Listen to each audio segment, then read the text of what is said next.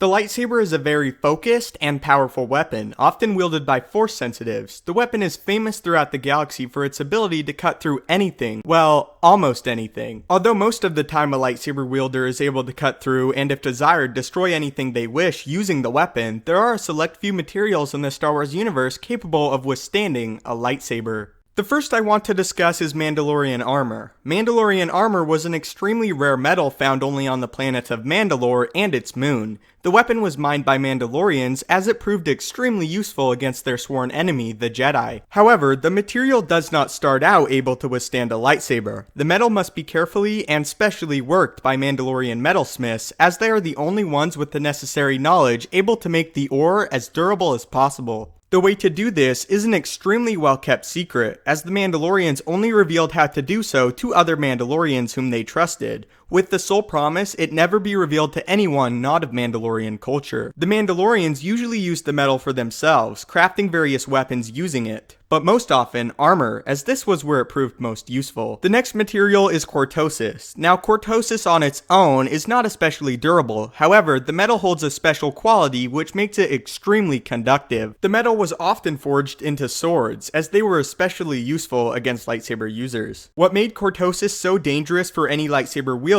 is on top of it being resistant, it can also temporarily short out a lightsaber. Even with this though, the metal can eventually be broken by multiple heavy strikes with a lightsaber. Another really fascinating weapon a lightsaber is unable to cut through is Felucian skull blades, which are resistant due to them having similar crystals inside of them, just like a lightsaber. Only after these crystals were filled with the Force, again similar to a lightsaber, could it withstand a lightsaber strike, but following, it could do so without breaking. The next lightsaber resistant material is actually a living organism known as orbalisks. This parasite could easily withstand a lightsaber strike. However, the way the organism operates is by attaching itself to a host body and pulling their energy. The orbalisks most effectively pulled from the dark side of the Force, and could make subjects sporadic, and even drive them to insanity. Often, once the organism locates a host body, it feeds off of them until they are no more. However, through research discovered by Freed and Nad, Darth Bane discovered how to forge the creatures into an armor, and also keep it from killing him over a short period of time. Like mentioned earlier, the armor Bane crafted and later wore caused him huge amounts of pain and allowed his rage to fully boil to the point of overload. However, with the armor in use, Bane could seamlessly shrug off otherwise critical lightsaber strikes. Next is one of the few remaining canon examples of a lightsaber resistant material,